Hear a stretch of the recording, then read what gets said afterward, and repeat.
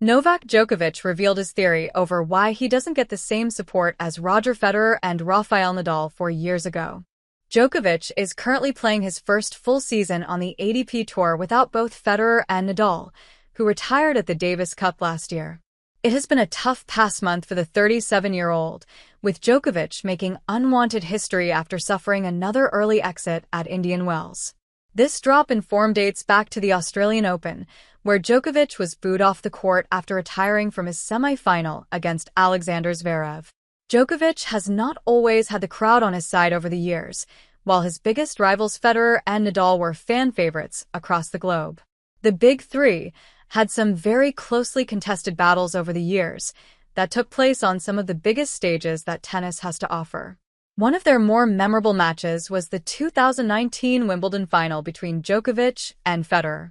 Despite having 2 championship points and most of the center crowd on side, Federer was unable to beat Djokovic, who would win his 5th of what is now 7 Wimbledon titles. When discussing this final on Instagram Live with Stan Wawrinka in 2020, Djokovic admitted that he was very aware that Federer was the fans' favorite. What I said after the finals against Roger at Wimbledon last year, which was one of the most epic matches that I have been a part of, and there was really interesting in terms of the crowd support and everything, said Djokovic. Most of the people were cheering for him on and off the court as well.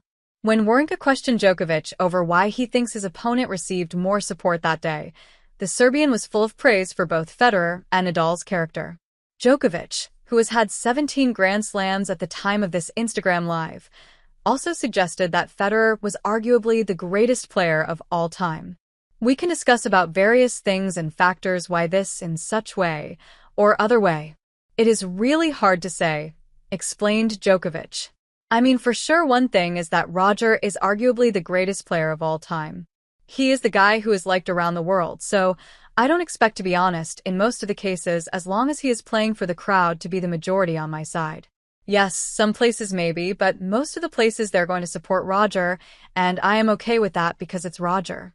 And it's a very similar situation with Rafa. It's hard for me to answer that question why it is like that. Am I contributing to that in a negative way? That I am taking away the crowd support from me? I don't think so.